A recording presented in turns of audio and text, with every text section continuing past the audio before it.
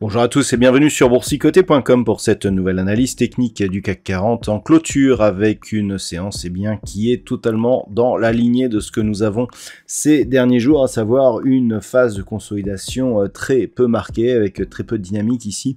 Il s'agit plus d'une sortie ici de la dynamique haussière que nous avions auparavant que d'un vrai signal de retournement. On avait cette zone ici à surveiller des 6650 points. Et bien cette zone, on est venu se poser sur elle puisqu'après un plus bas à 6629.36, le CAC 40 clôture à 6647.31, perdant 0,2% par rapport à la clôture de la séance précédente. Donc on est vraiment ici dans la poursuite. Malgré tout, la dynamique, le fond de tendance reste orienté à la hausse. On a une zone de résistance ici qui est toujours support actuellement, à voir si ça va durer. Pour l'instant, en tout cas, c'est toujours le cas. Et globalement, on est toujours au-dessus de la moyenne mobile 20 exponentielle. Du point de vue des indicateurs techniques, nous avons une configuration qui reste baissière au sens des histogrammes du MACD ainsi que du RSI qui est sur une trajectoire de sortie de sa zone de surachat. Les volumes sont toujours inférieurs à la moyenne, ce qui confirme, je dirais, le fait que nous sommes plus ici dans une phase de perte de dynamique que dans un vrai signal de retournement. Donc globalement, une continuité, toujours sur les mêmes attentes, une incertitude liée justement aux prochaines actions des banques centrales, notamment de la Fed, et puis les perspectives d'une récession qui pourrait arriver.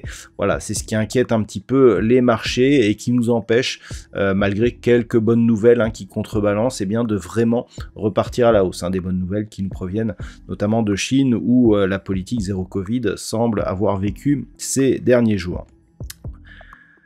Donc au niveau des valeurs, nous avons quelques valeurs qui parviennent à surnager, notamment donc des valeurs à la hausse. Nous avons ArcelorMittal avec plus de 18, ST Microelectronics plus de 15.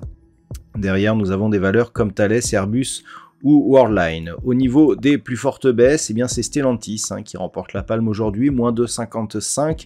Téléperformance perd 1,90%. Derrière, nous avons Sanofi, Legrand et Saint-Gobain. Donc, tellement peu de choses à dire sur cette configuration tant elle est semblable à celle d'hier. On vient un peu plus enfoncer ici cette zone des 6650 points, mais sans vraiment marquer une grosse conviction. On est toujours ici par rapport à la précédente dynamique sur des retracements très faibles. On est encore à la moitié entre le point haut ici et le premier retracement de Fibonacci à 23,6%. Donc on est vraiment dans une neutralisation de la dynamique. Et encore une fois, je le dis et je le répète, si l'on considère ici la hausse que nous avons connue sur cette zone de 20%, le fait d'avoir si peu de consolidation montre que la tendance sous-jacente reste bien orientée à la hausse. Donc pour demain, on continuera à surveiller cette zone des 6650 points. Au moment où je vous parle, on est toujours au-dessus au niveau des contrats futurs.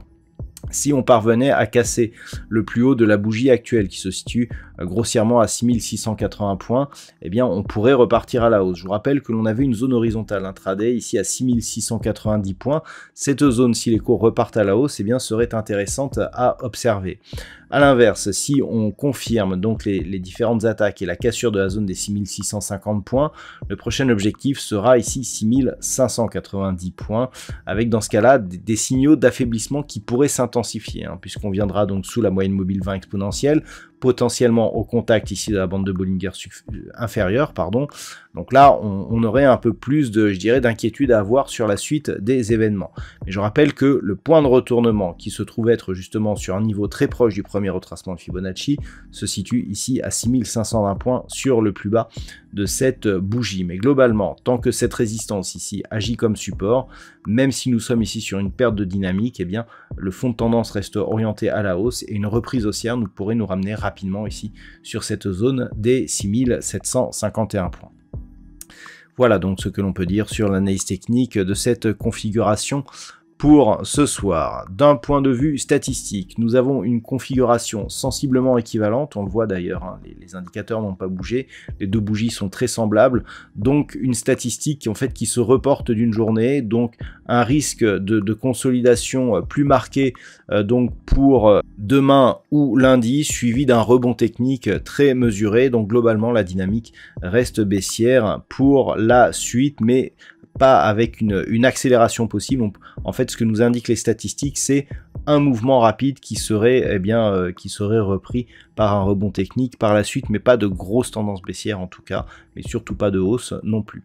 Voilà donc ce que l'on peut dire pour ce soir. Je vous souhaite donc de passer une bonne soirée. On se retrouve dès demain pour d'autres analyses techniques, toujours sur le site boursicoté.com.